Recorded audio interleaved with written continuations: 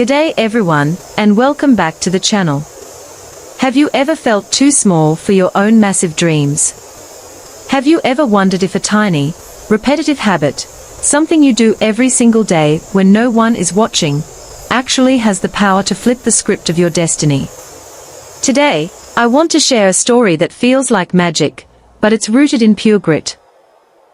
It's a story not just about success, but about the heart, the stubbornness of the human spirit, and the beauty of hope found in the middle of Australia's sun-scorched outback. This is the story of Jack, a 17-year-old boy raised in a remote station where the red dust clouds your vision, but couldn't dim the fire in his eyes. Jack proved to the world that you don't need a perfect start to build a legendary life. Before we dive into this emotional journey, I want to send a massive thank you to all of you. Your support, your comments, and your presence here mean the world to me.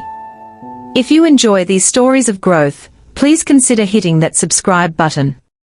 It's a small gesture that helps us keep sharing these sparks of light, and I am truly, deeply grateful for every one of you joining our community. Now, let's follow Jack on the walk that changed everything. Once upon a time, in the rugged heart of the Northern Territory, where the earth is the color of rusted iron and the heat dances off the horizon, lived a young man named Jack. At 17, while other city teens were worried about the latest apps, Jack carried a dream larger than the vast Nullarbor Plain. He lived in a modest weatherboard shack with his family. His father, Bill, was a hardjacker cattleman who spent his life under the blistering sun, while his mother, Sheila, kept their home warm with love and the scent of damper on the stove. They didn't have much brass in their pockets, but they had a wealth of hope. Jack's most prized possessions were a small, torn notebook and a stubby, broken pencil.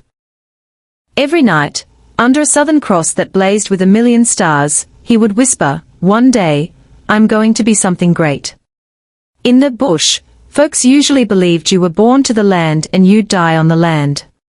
But Jack's heart felt a different beat. One afternoon, a dust cloud heralded the arrival of a shiny 4WD. Out stepped Mr. Cooper, a high-flying businessman from Sydney. He had grown up in this very dust, but had transformed his life through the power of communication. Sitting under the shade of a massive, ancient coolabah tree, Mr. Cooper spoke to the locals. His English was as clear as a mountain stream. Jack sat in the front, mesmerized. Mr. Cooper said, "I was as broke as a kangaroo in a drought, just like you. But I learned to master my speech every single day. That one skill opened every door that was slammed in my face." That night, a fire started burning in Jack's chest. He thought, if Mr. Cooper can do it, so can I. The next morning, before the kookaburras even woke to laugh at the dawn, Jack splashed cold water on his face and looked in a cracked mirror. "Starting today, everything changes," he vowed. He found an old, dusty textbook and made a daily rule in his notebook: learn 10 new words and practice for 30 minutes every single morning. His mates at the local pub, especially a loudmouth named Baz, gave him a hard time. "Hey Jack, think you're too big for your boots? You're a bush boy, not a Sydney lawyer." Baz jeered. Jack just smiled quietly and went back to his corner. He knew that actions speak louder than words. Progress was slow. 3 months in, Jack felt like he was treading water. Once, a visiting school inspector corrected his pronunciation so sharply that Jack's face turned as red as the outback soil.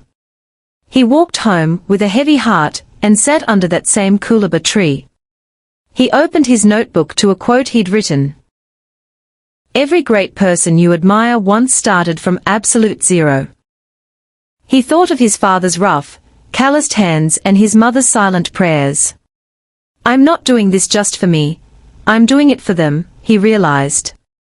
He started recording his voice on an old, borrowed phone, meticulously fixing his mistakes while watching the way native speakers moved their mouths. One day, his little sister Ruby asked for help with a letter. Jack wrote it so perfectly that she looked at him with shining eyes. "Jack, you've become so good," she whispered. He hugged her and said, "Hard work always shows up, sis, sooner or later." A year later, a massive public speaking competition was announced in Sydney. The prize? A full scholarship to a prestigious university. His friends said, "The city kids will wipe the floor with you." But Jack remembered Mr. Cooper's words, "Opportunity never tells you it's coming, so stay ready." His parents stood by him. Sheila held his hands and said, "We are proud of you, no matter what." Bill just patted his shoulder, his eyes saying more than words ever could. Jack spent 3 weeks practicing in the empty paddocks, speaking to the gum trees and the morning birds. When he finally reached Sydney, the noise and the skyscrapers were intimidating. There were 35 other contestants in polished suits. Jack looked at his simple, ironed shirt and took a deep breath. "They have better clothes, but I have a better story." When Jack stepped onto the stage, the lights were blinding. For a second, his mind went blank. Then, he saw his father's rough hands in his mind's eye. He opened his mouth and said, "I come from a place where dreams are bigger than these buildings." He told them about the torn notebook, the broken pencil, and the long, lonely nights. He spoke about the embarrassment and the failure. His voice wasn't perfect, and his accent was pure outback, but it came from a place of raw honesty. He concluded, "You don't need perfect conditions to start.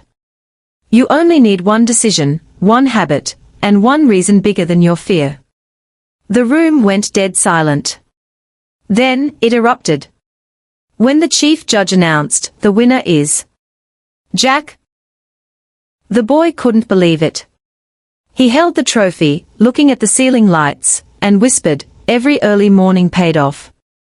When he returned to his village, even Baz was there to cheer. His father looked at the trophy and then at Jack's face. "Son," he said huskily, "you've made this family immortal today." That night, Jack wrote one last line in his notebook, "Small daily habits done consistently are more powerful than any rare big talent." My friends, Jack's journey, inspired by the true spirit of Arian, is a masterclass in the law of consistency. Let's break down why this story matters for your life today. 1. The myth of the perfect start. Most people never start, because they are waiting for the perfect moment. They wait for more money, better tools, or more confidence. But Jack shows us that the tools don't make the man, the discipline does. He had a broken pencil and a torn notebook.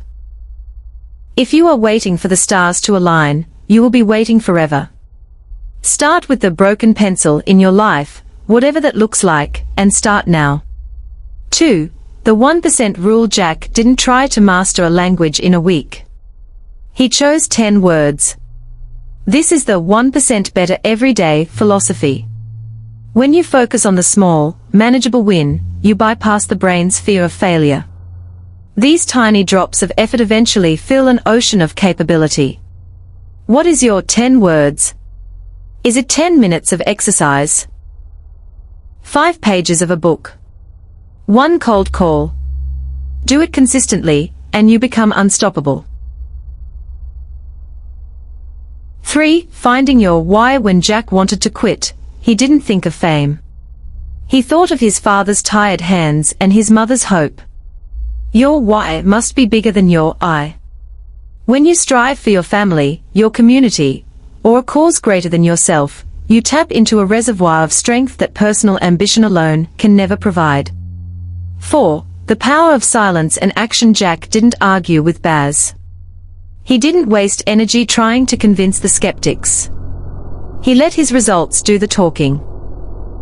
There is a profound wisdom in working in silence and letting your success be your noise. Don't announce your goals to people who haven't earned the right to hear them. Just show up every morning.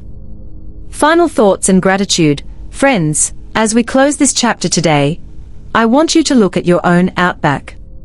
What is the dream you've been keeping in your pocket? The person you want to become is waiting for you on the other side of your daily discipline. If this story stirred something inside you, if it gave you that little nudge to pick up your pencil again, please give this video a like. It helps the algorithm share this message with someone else who might be on the verge of giving up. Comment below, what is one small habit you are committing to starting today?